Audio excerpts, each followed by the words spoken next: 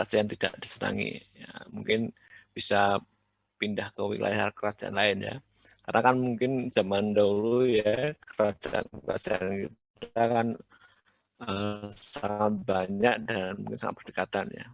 Misalnya seperti kerajaan di saling berdekatan itu bisa berpindah ke tempat wilayah kerajaan lain. Ya mungkin kerajaannya menurut mereka dianggap lebih adil gitu ya.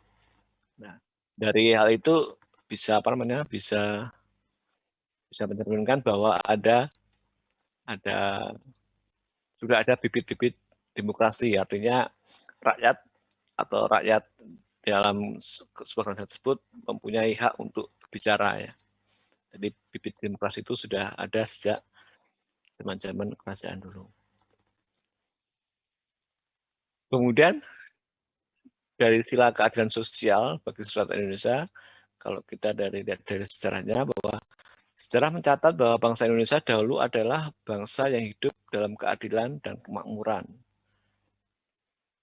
Nah, zaman dahulu ini mungkin ada istilah bahwa kita adalah negara, kalau ada di Jawa itu negara yang mempunyai semboyan Gemah Ripah Plus Jinawi atau Tentrem Raharjo ya. Ayam Tentrem Raharjo. Artinya negara yang makmur gitu kan. Kemudian hidupnya tentram dan raharja itu apa ya? Raharja itu mulia gitu ya. Hidupnya mulia gitu ya.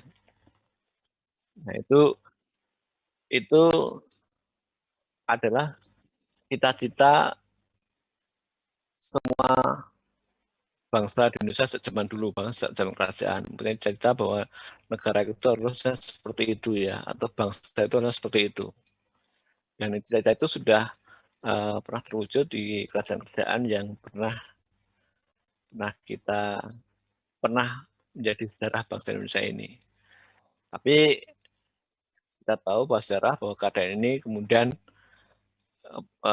dirampas oleh kolonialisme ya, atau oleh penjajahan. Nah ini jadi kemakmuran yang diciptakan itu menjadi apa namanya, jadi hilang gitu ya,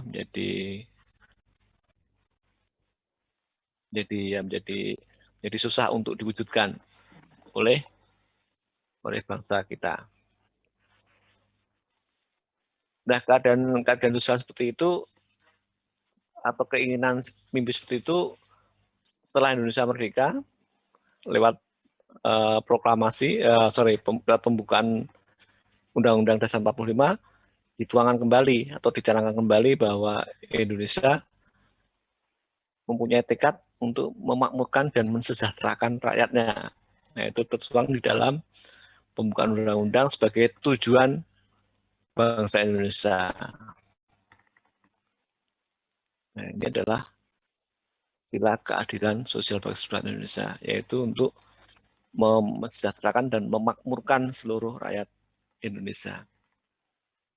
Nah, itulah sumber historis Pancasila sebagai sebuah sistem filsafat.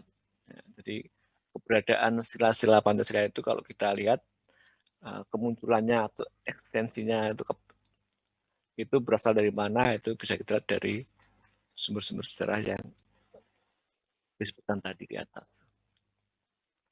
Oke, nah kemudian yang selanjutnya kita bahas tentang sumber sosiologis Pancasila sebagai sistem filsafat.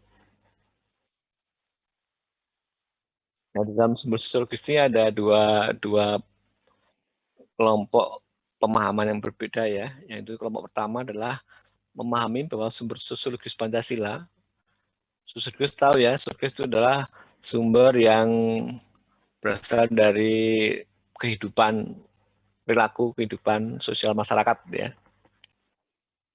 Sumber sosiologis Pancasila itu sebagai sistem filsafat dalam pandangan hidup atau kearifan lokal yang memperlihatkan unsur-unsur filosofi Pancasila itu masih berbentuk pedoman hidup yang bersifat praktis dalam berbagai aspek kehidupan. Nah, ini lebih memandang bahwa apa namanya sumber psikologis Pancasila dalam pandangan ini lebih pada unsur filosofis Pancasila dalam yang masih berbentuk pedoman hidup ya, yang bersifat praktis. Jadi dilihat secara langsung dalam kehidupan sehari-hari seperti apa itu ya.